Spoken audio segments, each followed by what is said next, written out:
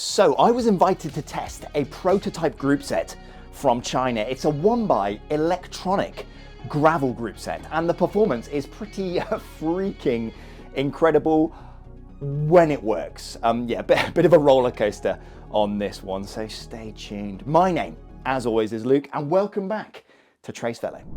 So here it is, the as of yet unreleased eGR electronic gravel group set from L-TWOO. Now this follows on from the release of their ERX, their electronic road bike group set, and many of you will know I faced a few issues with my particular ERX group set, namely the fact the front derailleur just stopped working for apparently no reason at all.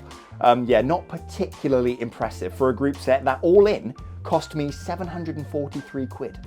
Now this eGR group set here, this particular one is obviously a pre-release kind of prototype version, but it's been completely redesigned for gravel use, and this is 1x, so it doesn't have a front derailleur. So presumably, based on past experience, nothing can go wrong, right? Well, yeah, let's find out. Right, it's a little bit chilly in the garage this afternoon, but luckily today's sponsor, ancient electric heater that might catch fire, has me covered. Anyway, let me show you the plan. Right, so this is my tasty looking gravel bike, and at the minute I'm running the L-TWOO GRT mechanical gravel group set. It works fine, but obviously we're going to get this installed. But as I'm, ripping the bike apart anyway, I'm going to use it as an opportunity to change a few things. Your duty is complete. One of the changes I've already made, actually, and I put out a short recently discussing it. Essentially, I was running this 44 tooth chainring on the front, but I didn't really feel like it was the right size. I felt like I didn't have enough of a climbing gear, and also using this chainring, I never really got down to the smallest 11 tooth sprocket there. It wasn't really feasible. So I've changed it to a smaller chainring. This is a 40 tooth one. Picked this up from AliExpress, cost me 13 quid. The other change I'm quite desperate to make, actually. So essentially I really don't like these flared out gravel style handlebars I've got here. I bought that handlebar when I built up the bike, was it last year or the year before? But I've grown to really dislike it. It sits the shifter at a really sharp angle, and when you're holding onto the drops here, it just feels like you're steering a bus. I understand that it's there so you can get a bit of extra grip or whatever on bumpy trails. I guess it's meant to improve the handling, but I really don't like it. So I'm going to be swapping this out for one of these regular handlebars. Specifically, this OG Evkin integrated handlebar here. So it's 40 centimeters wide with a 100mm stem. I'm really over having such a wide handlebar stance. Just makes the bike feel sort of clumsy and unwieldy. So I'm looking forward to getting this on. Hopefully it'll make the bike feel a lot more nimble. One other thing worth mentioning about this group set before we get started. According to the official press release from L-TWOO, the largest range cassette that the rear derailleur can take is an 11 to 46 tooth, which is this one here.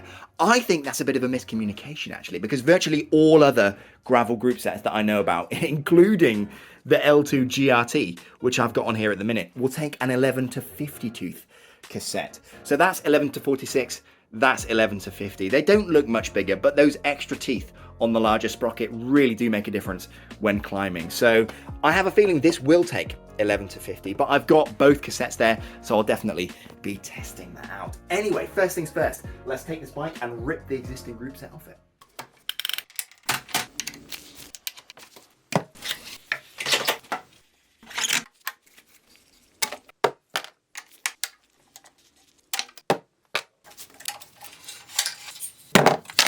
Okay, great, that is all completed. Got a nice naked frame there. Got all the old group set gubbins on the table. And because this is a wireless electronic group set, much like the SRAM ETAP system, the only cable that'll be going down the down tube is actually the brake hose for the rear brakes that'll come out of the bars, down the down tube and out to the rear brake. I'll obviously have the battery housed in here, and then the battery cable will go down and out to the rear derailleur. But in terms of cables going through the frame, well, fully through the frame, only the rear brake will be going through. So as I pulled the rear brake out, I pulled this sort of a routing tool through as well to help me out. So yeah, the frame is all good to go. So let's get this new group set on. We interrupt our program to bring you this important message. Right, if you're looking for some decent cycle clothing that doesn't break the bank, my sponsor Siroko have, they've got you covered. So they're a cool little Spanish company that makes some wicked gear, and I've been wearing their stuff on every single ride for 3 years at this point. I mean, this M2 jersey is about 3 years old, actually. It must have been in and out of the wash about 100 times by now, and it still looks great. Now, they don't actually make this design anymore, but you can get this very similar looking one for 33 quid right now. They also do some lightweight racing style jerseys, like this white one, or if you wanted something a little warmer, their M4 thermal jerseys are fantastic. The fabric is really great quality, nice and stretchy with super deep pockets at the back. It's basically perfect for those slightly colder days on the bike. As for bib shorts, you can pick up their Aspen ones for 42 quid. They've got some great padding in there, or if you wanted some bib tights, their basic Black Sea version is fantastic as well. Anyway, I love Siroko. They're consistently such a good company to work with, and they make some really great cycle clothing as well. So if you want to get 10% off site-wide, then use my link in the video description, and it helps me out a little bit as well, which is cool. Anyway, enough of that. Let's get back to it. Now, before I get this on the bike, I'm actually going to hook it all up and make sure the electronic shifting works as it's supposed to. I probably should have done this before I ripped the old group set off the bike, so let's hope it works. A few moments later. Okay, I'm glad that I paired this all up and connected it to test it out, because there appears to be a slight problem. So if I click this button here, you can see it registers it. But then if I click this one, hear that clicking noise? Like the motor is trying to move or something. No idea what the problem is, but I'm gonna delve into the app, see if I can figure it out. Okay, so I've got the app open here. You can see I've got a decent amount of battery, but it's exactly the same. So if I change gear here, you can hear that clicking. Very, very strange. Either way, it's not working at all. So yeah, give me a few minutes, I'll see what I can do. Okay, I've tried plugging it into the mains to charge it up. That didn't really seem to do much. And then I hit this calibration button and all hell broke loose. It started buzzing really loudly. This button was flashing green and red. So yeah, still no good. I'm gonna have to get in touch with L-TWOO. I mean, this is a prototype version. This is probably beta firmware. It's not the final version, but it's definitely not working. So yeah, I truly no idea what the issue is. It seems like it doesn't know the position of where the rear derailleur is, because this is basically the 11th gear where it's sat, or 11th or 12th gear. That's where it's sat right now, but it thinks it's in first. So I've absolutely no idea, but I'm gonna give L-TWOO a shout, see if they can point me in the right direction. So that is incredibly frustrating. I really should have checked that beforehand. Oh, how annoying. So now this bike is completely out of action, but yeah, I'll get in touch with L-TWOO and see what they say. Okay, after taking some time to sort of mull this problem over, I have an inkling of what the problem is.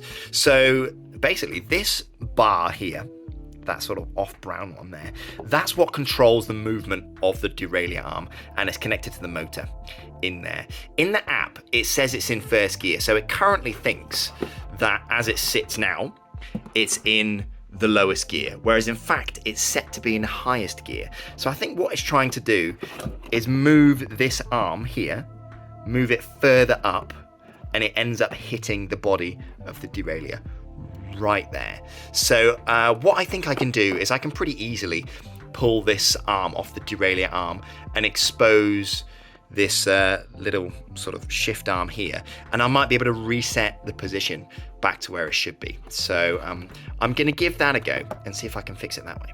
Okay, so I've removed the derailleur sort of assembly here, and I'm left with this.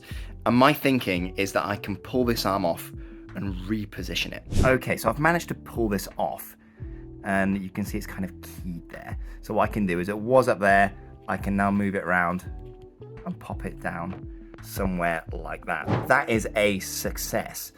So if I plug this back in, let's see if I can get it moving. Okay, it's plugged back in. So there it is. So yeah, it looks like this little arm might have been put on in slightly the wrong orientation. But I'm gonna get the, I'll get the whole assembly back together and see if that's fixed the problem. But yeah, happy with that. So I've only gone and flipping fixed it completely. So I've become so intimately familiar with the inner workings of these. My suspicion was correct. So this arm was essentially, it was in the wrong place. So while it was in this position, it thought that was first gear. So it had nowhere else to move to. And since taking this arm off and repositioning it, it now knows that this is 12th gear. So I can quickly show you. So that's 12, 11, 10, 9, 8, 7, 6, 5, 4, 3, 2, 1. Yeah, so we're completely back in business. So let's get this on the bike. Now, while I get this group set installed here, it's worth pointing out I did message L-TWOO about the problem I just had, but I was too impatient to wait for them to respond. Hence pulling the whole thing apart. But apparently if you hold the button down on the rear derailleur for 8 seconds, it resets the whole system and you can fix it that way. But yeah, either way, I got it fixed. So that's a win in my book. Okay, right, it is done and everything seems to work actually, but it is the end of the day and I need to go and eat my dinner. I think we got roasted sweet potatoes on the menu. So I'll see you in the morning. Right, it's the next morning. 3 jobs today. Number 1, get a coffee. Boom, done. I'm ahead of the game. Number 2, I'm going to bleed the brakes. And thirdly, get the bar tape on. Right, so an interesting thing about this brake bleed, the mineral oil that L-TWOO uses is blue. From my understanding, it's virtually identical to the standard red Shimano mineral oil, but yeah, it looks quite cool here, like a slush puppy you'd get at the cinema or something. Anyway, wrapping the bar tape, that was easy peasy. I got this stuff on eBay for £3.50, I think, and yeah, I did a pretty good job here, I reckon. Now, one more quick thing, securing the battery in this seat post. I didn't have the proper rubber shims that you can buy, but I read on a Weight Weenies forum someone used packing foam around the battery. I had some, so I used it here, and it worked great. So yeah, shout out to some rando called Sabot who posted this in 2013. Yeah, great hack. Okay, great, here it is. I'm really chuffed with it. Installation of this group set was pretty straightforward, all things considered, and I am really happy with these handlebars. I think they look fantastic, and I reckon it's gonna make the bike feel a lot nicer to ride. Like I said, the width of the other ones really put me off. Bleeding the brakes was very straightforward, absolutely no problems there, and the indexing of the gears at the back and gear shifting in general seems, yeah, really, really nice. So let's get some miles on this group set. So the first day I took it out for a little rip around some country lanes. It was great. I always forget how fun gravel bikes are to ride. Plus I'm actually rocking the equivalent of 700 by 50C mountain bike tyres on my bike here, so loads of grip on the loose stuff. The group set was fantastic. Braking was great, shifting was nice and precise, the indexing of the gears was absolute perfection, love the ergonomics, and no chain slap. Plus the shift buttons have some increased travel over the road version, which really helps reduce miss shifts on bumpier terrain. So overall, I was incredibly happy with it. Plus the new bars I put on were so much nicer. At the end of the ride, I was absolutely elated. Yeah, loved it. The next day, I tried to push it a little bit further. There's a bit of woodland near me with some pretty muddy trails, and it had been chucking it down the night before. So yeah, I knew it was going to be interesting. Loads of loose, wet leaves, rutted, muddy tracks, and massive puddles. I needed the gear changes to be quick and precise. If you miss a gear, or maybe jam up the cassette trying to crawl down these muddy trails, it can really throw you off balance. It could cause you to put a foot down or potentially just stack it directly into the mud. I'm happy to report, once again, this group set performed fantastically. The brakes feel great, really confidence-inspiring, lots of power when you need it, but very controllable. And again, the shifting was perfection. No dropped chains at all, and from what I could tell, 0 chain slap as well. I was super impressed with it. I did some more fast-paced stuff, but I tried my best to hit some really muddy tracks, trying to coat the rear derailleur with as much muck and water as I could. It didn't skip a beat. By the end of the ride, my bike was filthy. So I did my standard routine and rinsed it off when I got home. A bit of muck off, bike cleaner and a garden hose. Not too much to ask of a gravel bike group set, I don't think. But yeah, apparently I was wrong. Okay, it is the next morning and this whole bike is now completely dried off after rinsing it down with the garden hose yesterday. And I actually brought it inside and left it next to the radiator in the hallway out there to completely dry off. And in the meantime, the group set has completely died. So it doesn't work at all. Pressing that button normally lights up the rear derailleur. I've tried waking it up, but yeah, nothing. The shifters are still working, so hopefully you can see the green light in there. But the rear derailleur, yeah, nothing at all. So two things has happened. Either water got inside while I was rinsing it down and killed it that way, or the battery has died, which would be weird as well, because since the last full charge of this thing, I've done maybe 4 hours riding. So for the battery to be drained in that time would be, yeah, a bit weird as well. So I'm gonna plug it into the mains and see if I can bring this thing back to life. Okay, let's grab that magnetic adapter there. If I plug that in, are we, no? Nothing. Yeah, that is switched on and plugged in. Yeah, okay, well, that's not good. So, okay, so that's, not exactly ideal. So, I mean, maybe the water killed it, but that wasn't a pressure washer that I was using. It was a standard garden hose. And I just quickly kind of washed it. I mean, you can see it's not even clean. There's still loads of stuff on it. So it's not like I blasted it for ages. So yeah, maybe it's killed it, because right now there's absolutely no life in it. One thing after another with this group set seemingly, but I'll leave it plugged in and see if it comes back to life. Okay, right now it's about 6:30 in the evening, and it was this morning that the group set wasn't working. So I've left it like this the whole day, and check this out. Okay, so I'll take the power cable here and I'll plug that back in. And see that the green flash there? That essentially means it's, yeah, fully functional again. Now, I've just logged into the app and the battery is actually at 95%. So it wasn't a battery issue. Clearly the rear derailleur just needed some extra time to dry out. Now it's actually super wet and rainy again this evening, so I'm gonna head out and see if I can replicate this issue, because this might have just been a one-off. I doubt it, but I basically wanna see if I can make it happen again.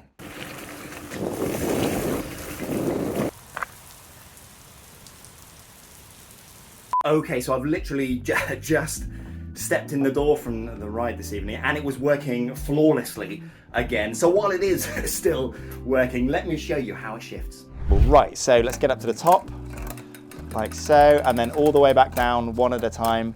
And the shifting is, yeah, it's incredible. Absolute perfection all the way up and down the cassette. It's quick, it's precise, it's consistent. I can shift under power. I've never had a dropped chain with this.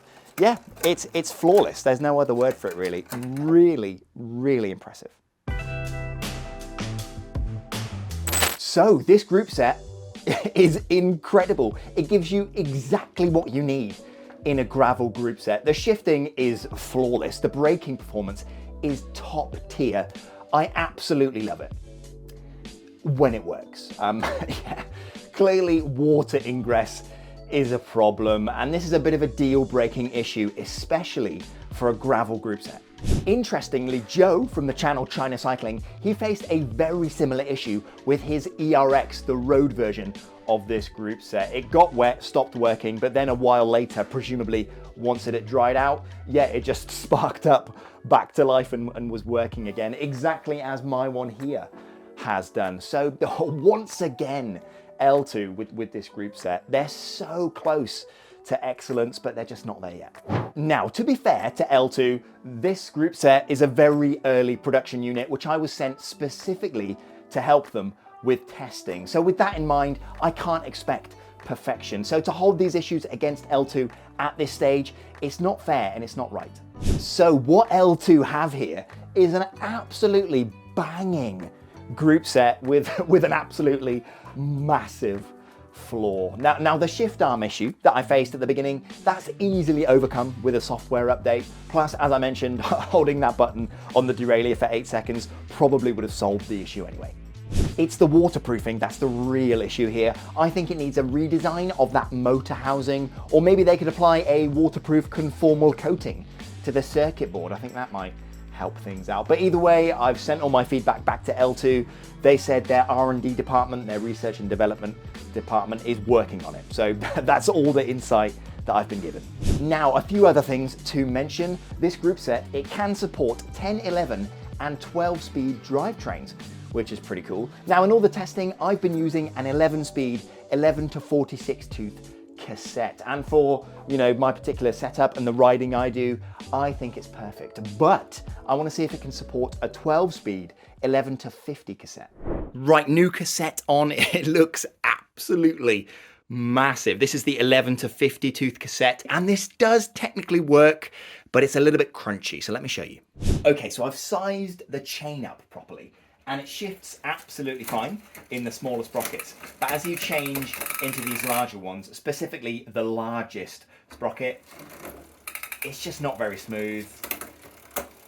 The shifting isn't consistent, and I don't really like it. So while it technically does work, it's not as good as the 11 to 46 cassette. Maybe if I put on a slightly smaller chainring, it would help. But as this setup sits, yeah, it's a little bit clunky.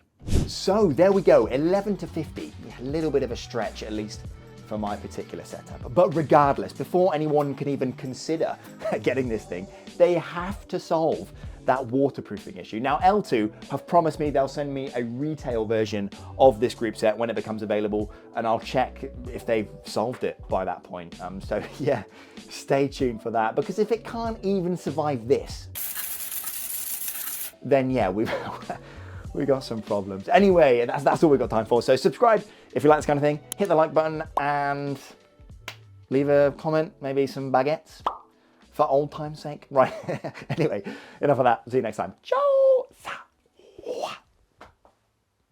It's the bonus clip time. Okay, so I've just finished with the edit of this video upstairs, but I realized there's two things I forgot to mention. So firstly, the price, right, when this goes on sale. I asked L-TWOO, they said it's going to cost about the same price as their current ERX, the road version of this group set. So expect to pay about 500 quid, something like that. And secondly, I didn't show this. Both sets of shifters have working buttons on them. So this is a 1x group set, obviously, but you've got shift buttons on this shifter and then an identical set of shift buttons on the other one. It's quite difficult for you to see, but they're right there. So again, I asked L-TWOO about this. Apparently there are two reasons for this. Number one, it streamlines production somewhat, so presumably having the same sort of process for producing these for both shifters maybe makes things a little bit cheaper, a little bit easier, something like that. But secondly, it provides a bit of redundancy, right? So if you're out on the trail and these sets of shifters stop working or the battery dies or something, you can go in the app and you can swap it to shift with these set of buttons, which quite a good idea actually. A little bit of redundancy is always good. But anyway, that's it. Got any questions or whatever, let me know. But right, I'm gonna get some lunch. See you later. Ciao.